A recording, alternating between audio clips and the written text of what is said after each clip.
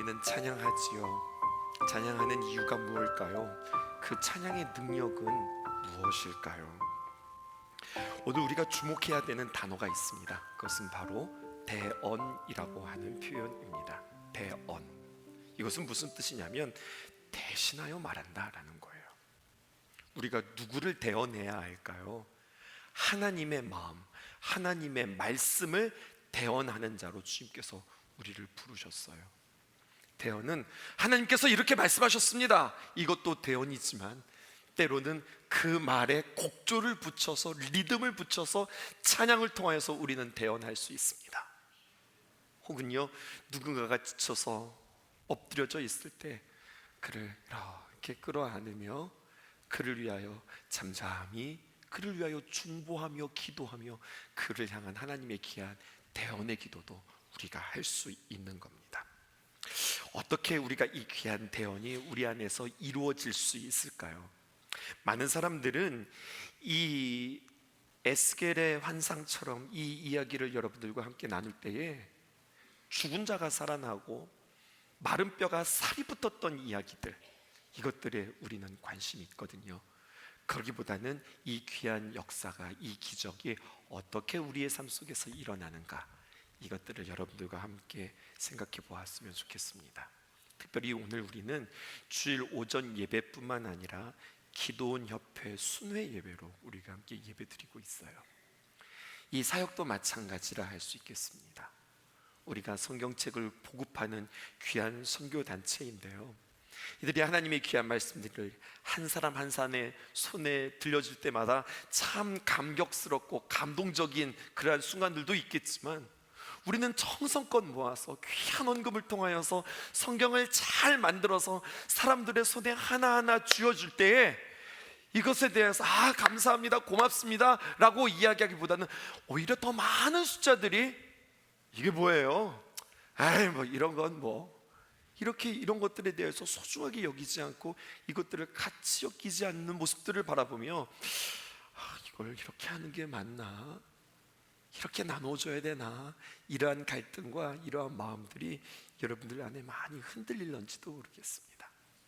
오늘 우리는 기도원 협회 순회 예배를 통해서 이들을 후원하고 또 이들을 위해서 우리가 응원하면서 동시에 우리는 하나님 앞에서 무엇이 진정한 선포로 아름답게 이루어질 것인가, 우리에게 부르시는 하나님의 귀한 은혜들은 무엇이며 어떻게 우리는 거기에 응답해야 할 것인가 고민하며 오늘 귀한 말씀 함께 들을 수 있는 저와 여러분들 되었으면 좋겠습니다. 특별히 오늘 귀한 예배에 함께 참석하신 귀한 우리 손님들 계세요. 석사감리교회 우리 이용규 장로님, 새로남 장로교회 우리 이태훈 장로님, 순복음 춘천교회 남준섭 장로님, 우리 신성교회 김종열 장로님, 김영기 장로님 자리에 오셨습니다. 잠깐 자리에서 일어나실까요? 우리 함께 이들을 응원하며 우리 환영하겠습니다.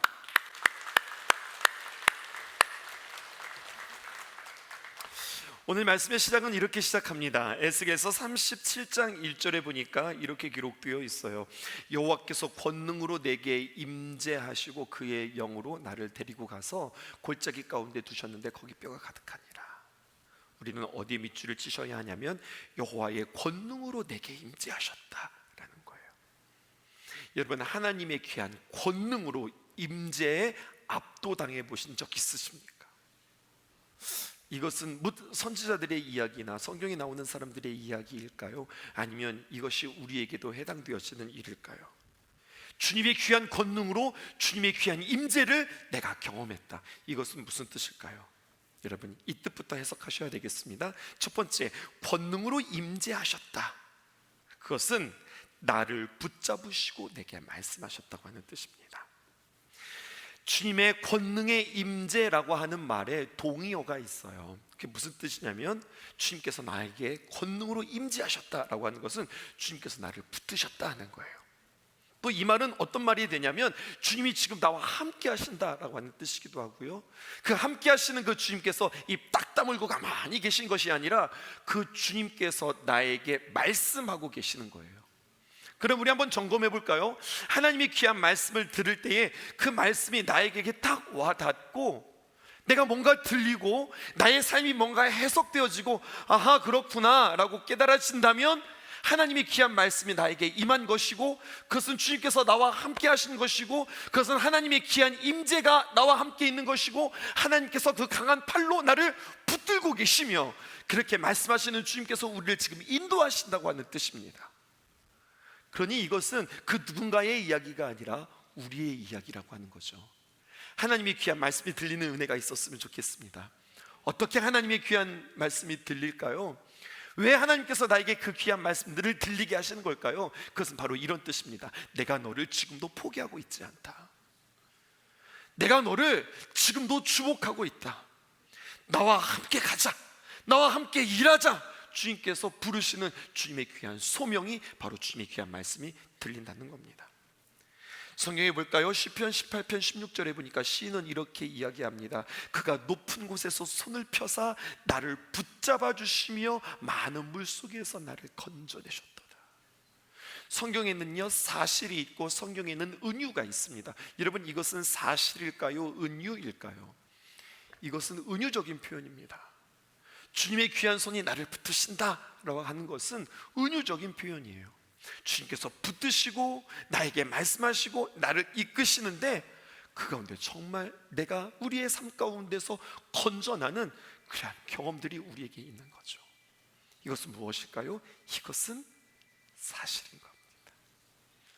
그러므로 하나님의 귀한 말씀에 붙잡힘과 그 말씀이 귀하게 들려져서 우리의 삶의 구원을 실질적으로 경험하는 저와 여러분 되었으면 좋겠어요.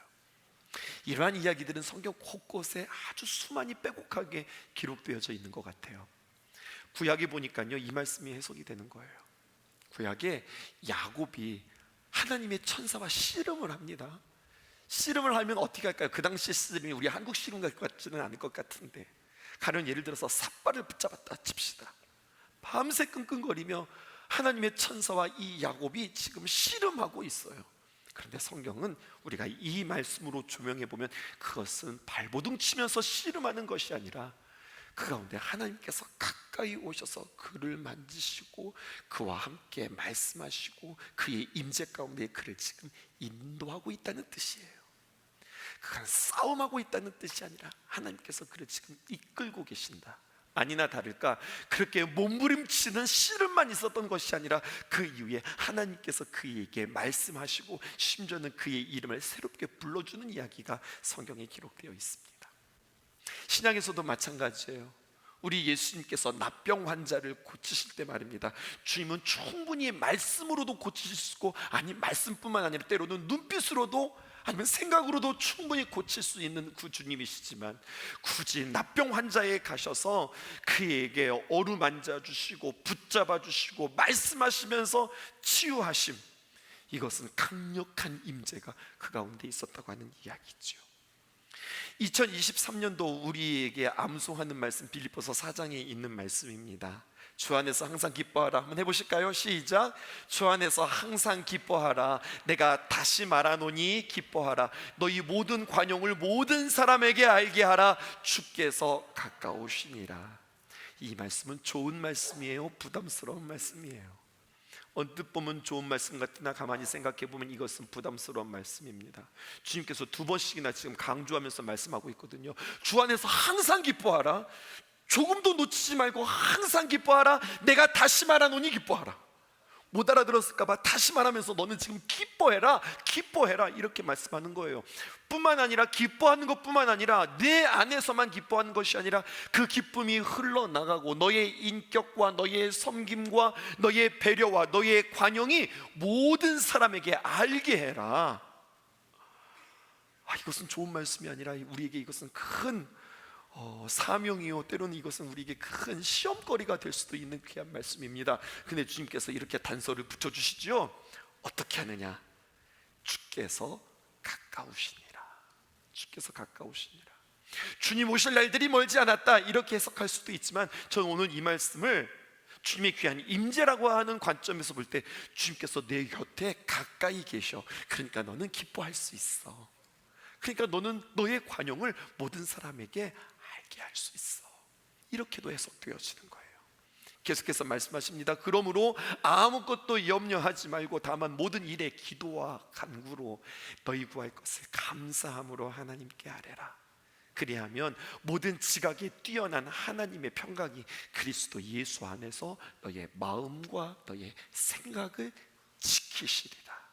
여러분, 이 약속이 가능한 것은 주님께서 가깝고 붙잡아 주시기 때문에, 그리고 그 주님께서 계속해서 끊임없이 포기하지 않고 말씀해 주시기 때문에 가능한 거죠.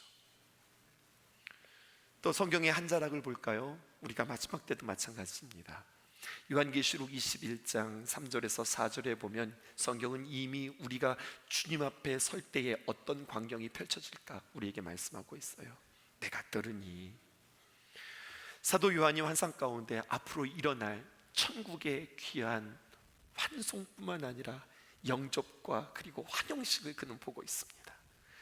보좌에서 큰 음성이 나서 이르되, 보라, 하나님의 장막이 사람들과 함께 있음에 하나님이 그들과 함께 계시리니 그들은 하나님의 백성이 되고 하나님은 친히 그들과 어떻게 합니까? 함께 계신다. 하나님의 귀한 장막이 사람들과 함께 있고 하나님이 그들과 함께 계시더라. 그러면서 뭐라고 말씀하시냐면 4절 보세요.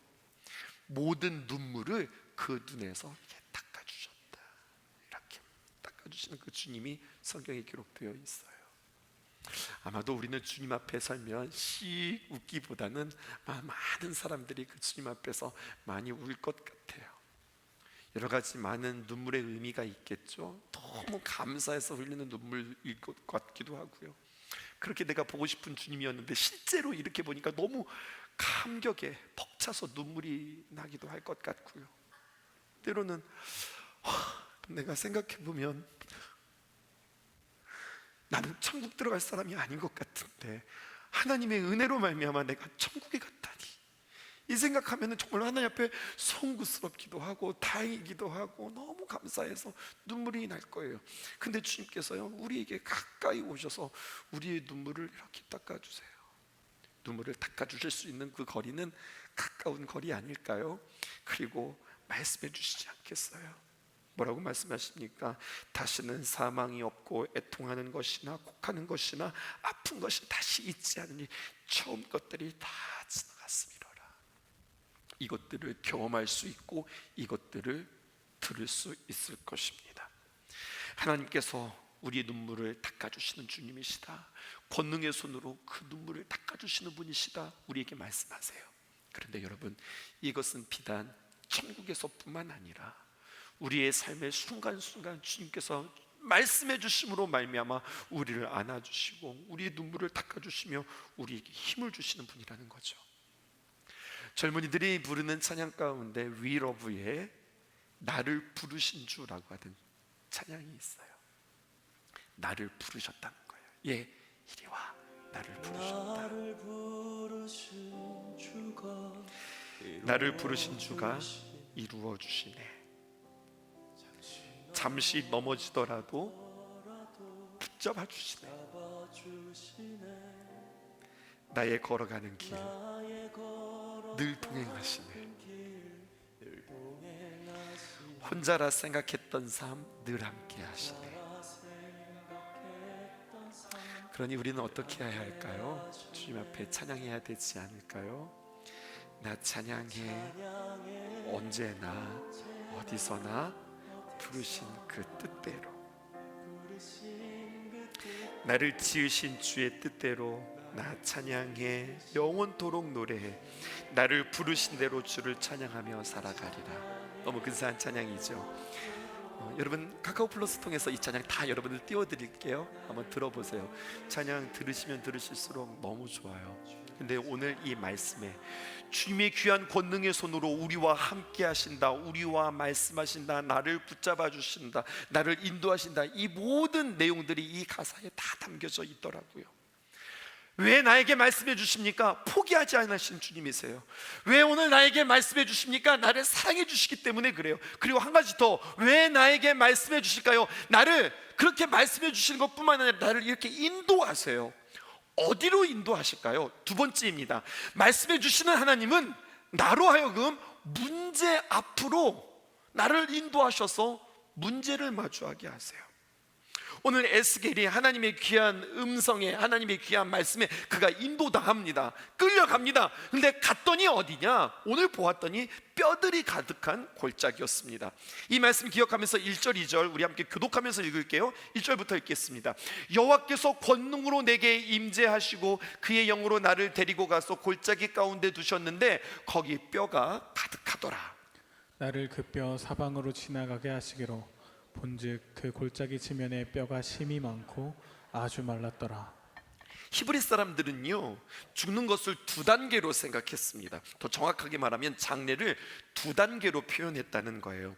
사람이 죽으면 그날 24시간 안에 그 사람, 그 시신을 무덤에 안치합니다. 그리고 그 무덤은 우리 같이 이게 땅을 파서 묻는 것이 아니라 동굴 같은 곳에 그렇게 안장하는 겁니다. 그리고 어떤 돌 같은 곳에 그 시신을 놓지요.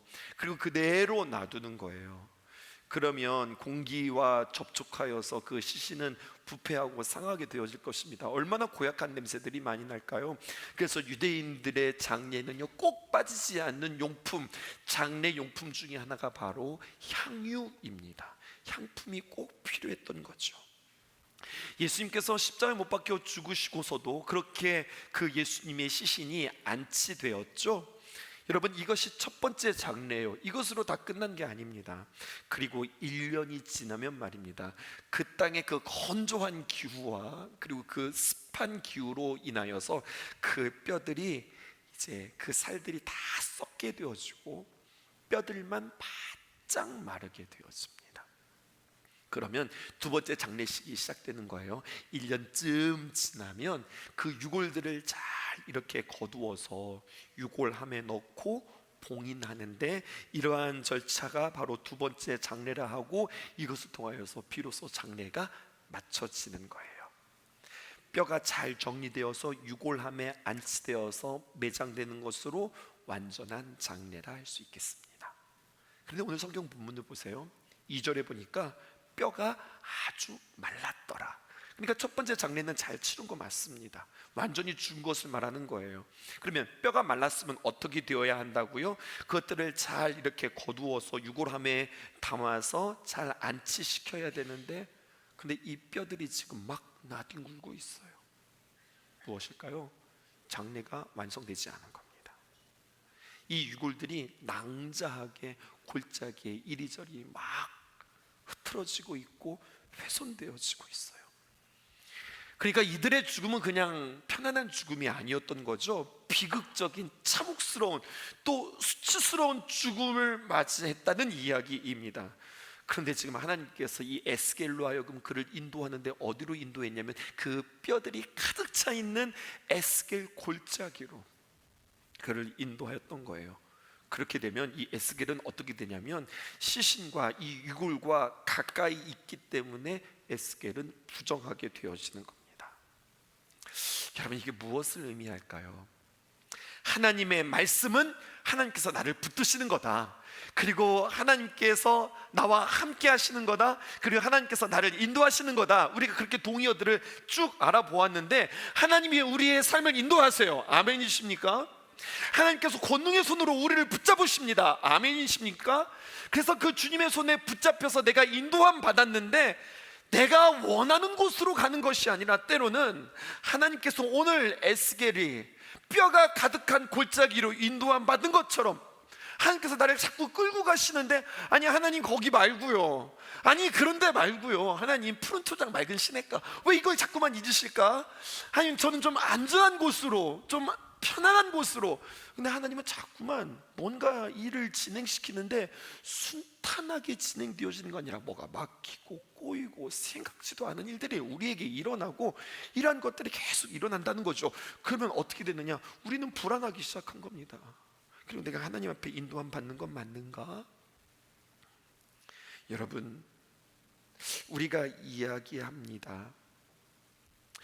우리의 현실에 해결되어야 될 문제, 맞닥뜨릴 현실의 문제, 그것은 무엇이냐면 아프고 괴롭고 힘들고 때로는 수치스러운 일들이 참 우리에게 많죠. 그래서 그런 것들은 아니 생각하고 싶지도 않고 이야기하고 싶지도 않고 그냥 누가 대신해 줬으면 좋겠고 그냥 묻어두고 싶은데, 하나님께서는 하나님의 귀한 말씀으로 우리를 인도하시는데 결국 어디로 인도하시는가 보았더니 그 문제 앞에 나를 다시 이렇게 끌고 오시는 거예요. 난 거기 있고 싶지 않은데, 그 문제에 쌓이고 싶지 않은데, 생각하고 싶지 않은데 주님께서 나를 그곳으로 이렇게 인도하세요. 그 다음에 1년의 과정을 보세요. 3번째입니다. 그리고 그 문제 앞에서 우리 주님께서 질문하세요. 그리고 그 질문을 통해서 너 한번 대답해봐. 이 답을 듣는 것이 아니라 주님께서는 그 주님 앞에 있는 우리의 태도를 구하고 계세요. 3절입니다. 우리 주님께서 질문하십니다. 그가 내게 이르시되, 하나님께서 에스겔에게 질문하는 거죠. 인자야, 이 뼈들이 능히 살 수 있겠느냐 물으시는 거예요. 에스겔 골짜기, 그러니까 사실 에스겔 골짜기라는 것은 우리가 나중에 붙인 이름이에요. 그 골짜기가 어떤 골짜기인지는 모르겠어요. 근데 그 골짜기, 막 뼈들이 잔뜩 수북이 쌓여져 있는 그 골짜기, 중요한 대목이에요.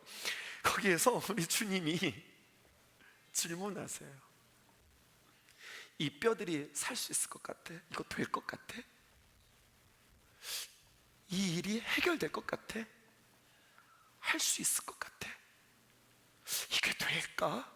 주님께서 질문하시죠. 여러분, 그런데요, 질문하실 때는 언제나 질문하는 사람은 아무렇게나 질문하는 것이 아니라 뜻을 가지고, 의도를 가지고, 의미를 가지고 질문하는 거예요. 이거는 주님도 알고 나도 아는 사실이에요.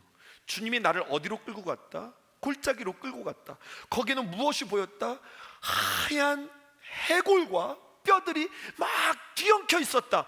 여기에는 생명도 없고 소망도 없고 어떤 기대도 없는, 아무것도 없는 그곳에, 안 되는 상황, 풀릴 수 없는 상황, 쫄딱 망한 상황 속에서 다 뻔히 보이는데 주님께서 질문해서, 야, 이거 될 것 같으니? 그러면은요, 어리석은 자들은, 하나님을 모르는 자들은 자신의 경험에 비추어서 자신이 보는 대로, 자신의 생각대로, 자신의 계산대로 말합니다. 안 됩니다. 죽었습니다. 가능성이 없습니다. 전혀 소망이 없습니다. 이렇게 이야기한다고요. 그런데 에스겔 좀 보세요. 그의 대답은 달라요. 그는 뭐라고 이야기하는가? 이렇게 이야기합니다. 내가 대답하되, 뭐라고 대답해요? 주 여호와여, 주께서 아시나이다. 주께서 아십니다. 여러분, 신약에서도 이 질문을 그대로 주님께서 하십니다. 예수님의 제자들에게. 예수님이 골고다 언덕으로 주님께서 올라가시고 그렇게 찢기시고 그렇게 맞으시고 정말로 걸레가 걸려있듯 십자가에 예수님이 걸려있어요. 너덜너덜하게 걸려있어요. 그래서 주님께서 우리에게 물으시는 거예요. 살 것 같으니? 가능성이 있어 보이니? 예수가 부활할 것 같으니? 주님께서 우리에게 부르신다고요. 이것은 현상을 보고 이야기하는 게 아니에요. 사실을 체크하고 너의 경험에 따라, 너의 상식에 따라 이것을 대답하라는 게 아니에요. 주님의 권능과 주님의 능력과 주님의 역사와 주님의 말씀을 너는 믿니? 이 질문이라고요. 똑같은 대답을 신약에 보니까 베드로도 했더라고요. 예수님께서 베드로에게 오셨습니다. 그런데 이 베드로에게 오셨을 때는 요한복음 21장, 예수를 모른다고 부인하고 예수를 저주하면서 불렀던 그 베드로에게 예수님께서 찾아오셔서 질문하는데, 예수님 좀 보세요. 이름도 바꾸셨어요. 이제까지는 베드로 너는 반석이지, 반석아 이렇게 부르시더니 갑자기 옛날의 이름을 꾹 집어내셔서 요한의 아들 시몬아 이렇게 질문하는 거예요. 또 뜬금없이 또 왜 요한의 아들 시몬이야? 이제까지 반석아 불러주시고서, 그러면서 주님께서 질문하십니다. 네가 이 사람들보다 네가 나를 사랑하니?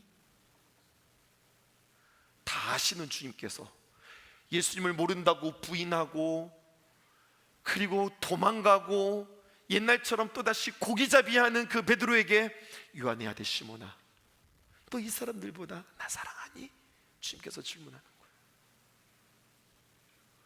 복잡한 거예요. 베드로는 예수님 사랑하거든요. 예수님 정말 좋거든요. 그런데 사랑하지만 자신에게 사랑할 수 있는 능력이 없거든요. 왜? 또 어려움이 생기면, 또 죽음이 나에게 다가오는 그런 위기가 나에게 다가오면 왠지 이번에도 또 예수님을 버리고 도망갈 것 같거든요. 이건 뭐라고 이야기해야 되나? 내가 예수님을 참 좋아하기는 하는데, 내가 예수님을 따라가고 싶기는 하는데, 나도 예수님의 기쁨이 되고 싶기는 한데 나에게 능력이 없고, 예수님을 사랑하는 마음은 있고, 지금 예수님은 넌 날 사랑하니? 물으시고 어떻게 해야 될까? 그런데 그에게 한 가지 확신이 있었습니다. 주님은 내 진심 알지, 주님은 내 마음 알지. 그래서 그가 고백하죠. 주님, 내가 주님을 사랑하는 줄 주께서 아시나이다. 여러분, 이 고백이 저와 여러분들에게 있기를 원해요. 우리에게 들려주시는 아주 인생의 놀라운 지혜의 답안입니다. 문제를 만났을 때, 어려움을 만났을 때, 문이 잘 열리지 않을 때 주님께서 우리에게 마스터 키를 주셨어요. 다음과 같이 고백해 보세요. 문제 앞에서, 갈등 앞에서, 지침 앞에서, 여러분 오늘 에스겔처럼, 오늘 베드로처럼, 오늘 하나님의 귀한 말씀처럼 그렇게 이야기하는 거죠. 주님이 아십니다. 주님이 아십니다. 여러분, 될 것 같은 것도 주님이 일하시면 안 돼요. 주님이 작정하고 일하시면 안 되는 거예요. 또 안 될 것 같은 것도 주님이 붙드시면 그것은 되는 거예요. 주여 당신이 아십니다 라고 하는 건요, 난 모르고 주님 다 알아요, 이렇게 그냥 그 질문을, 그 대답을 주님께 회피하는 게 아닙니다. 이게 이러한 아주 좋은 믿음의 태도가 그 말 가운데 담겨져 있는 거예요. 주님이 아십니다 라고 하는 것, 오늘 동의어 많이 이야기하네요. 주님이 아십니다 라고 하는 것은 나는 몰라요. 나는 모르는데 주님은 아세요. 주님께 답이 있어요. 여러분, 이것을 고백하실 수 있기를 바랍니다. 답이 보이지 않는데, 나는 잘 모르겠는데 주님은 아시죠. 이 문제를 풀 수 있는 주님은 아시죠. 우리의 인생에는 쉬운 질문이 많은 것 같아요. 오늘은 오후 예배를 드리는 거예요, 저녁 예배를 드리는 거예요? 오후 예배 드리는 거예요. 답 잘하셨어요. 오늘 그럼 메뉴는 뭘까요? 오늘 점심도 먹을 것 같은데 오늘 메뉴 뭐예요? 여성교회 물어보세요. 아니면 전도사님들한테 물어보세요. 금방 알 수 있어요. 잘 모르지만 금방 물어보면 금방 알 수 있어요. 근데 우리의 인생은 이렇게 단답형으로 딱 떨어지는 답들만 있는 게 아니랍니다.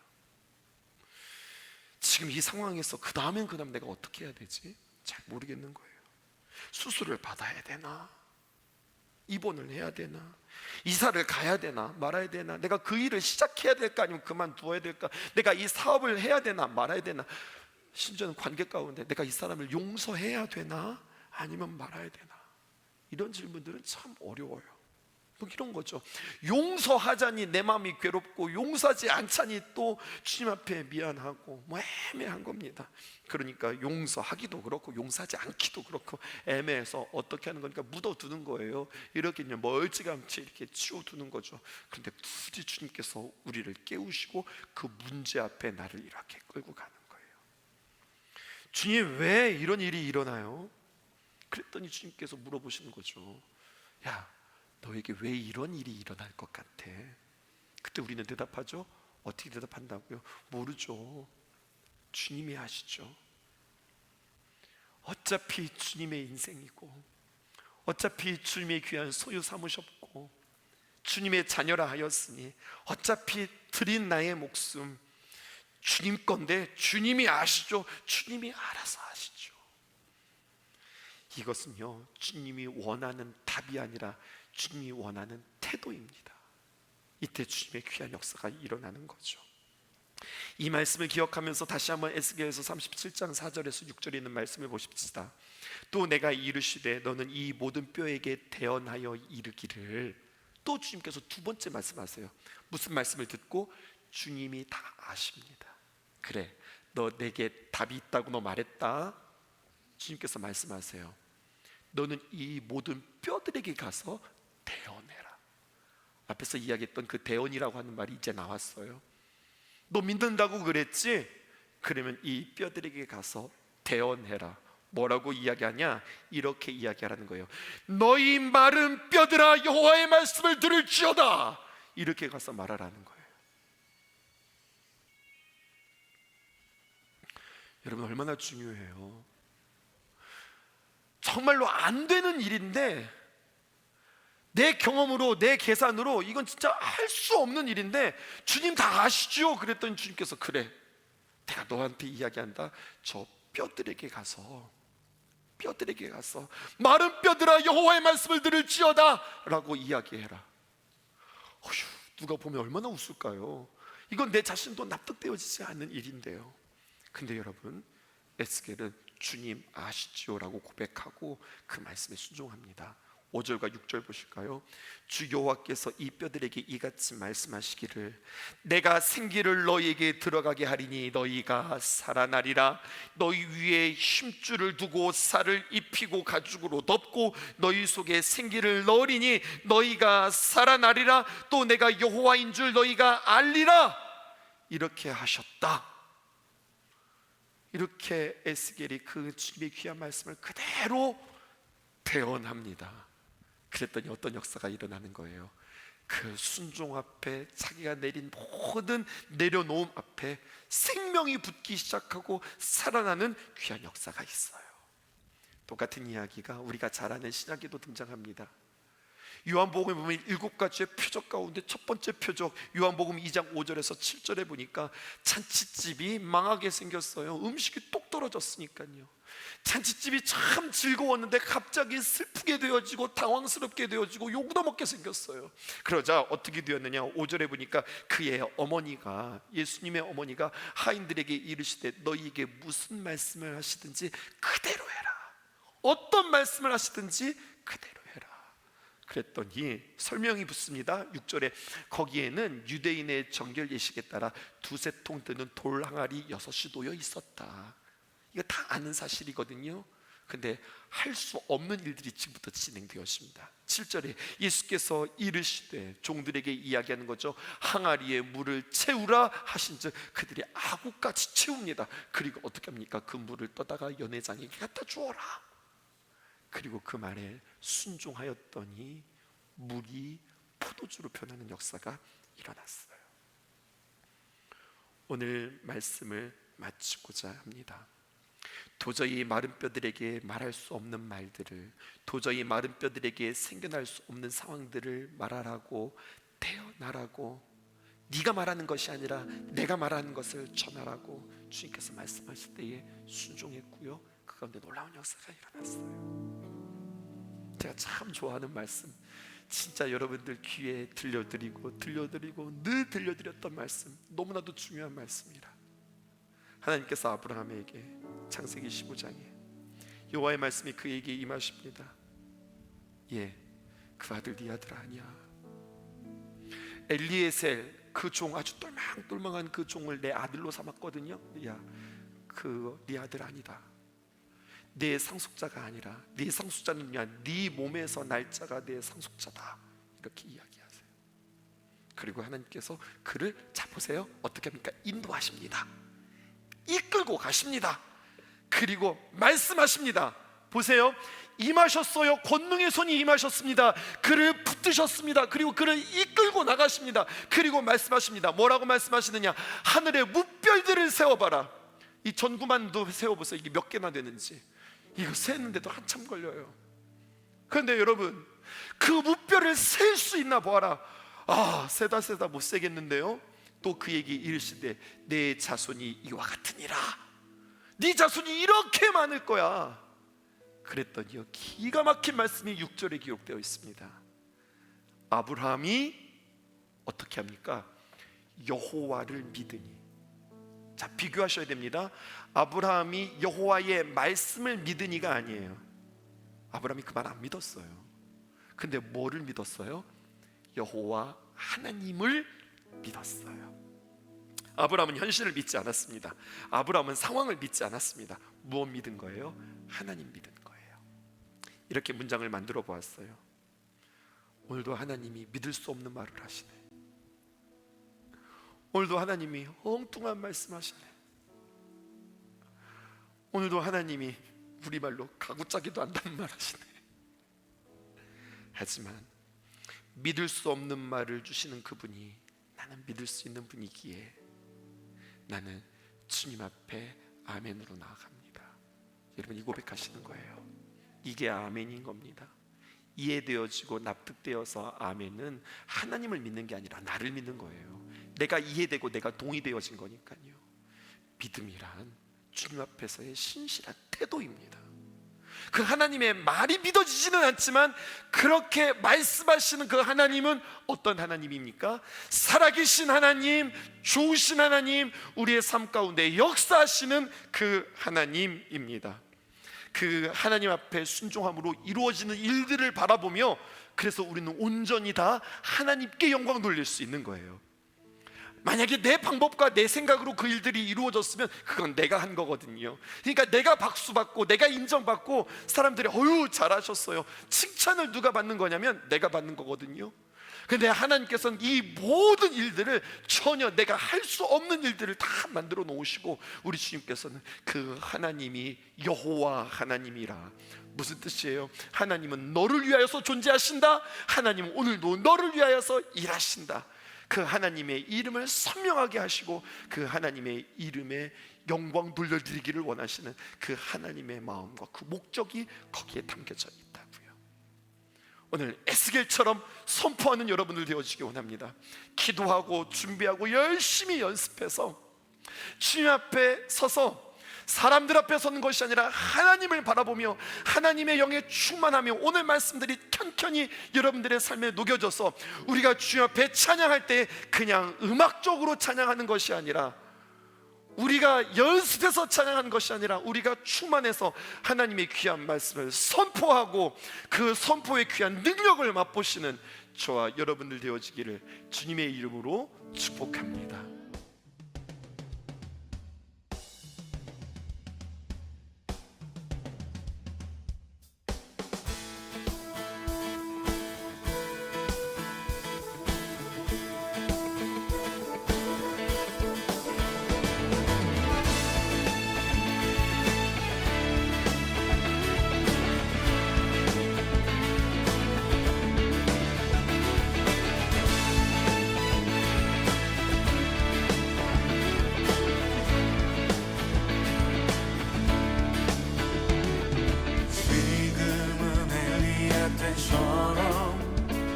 주 말씀이 선포되고 또 주의 종목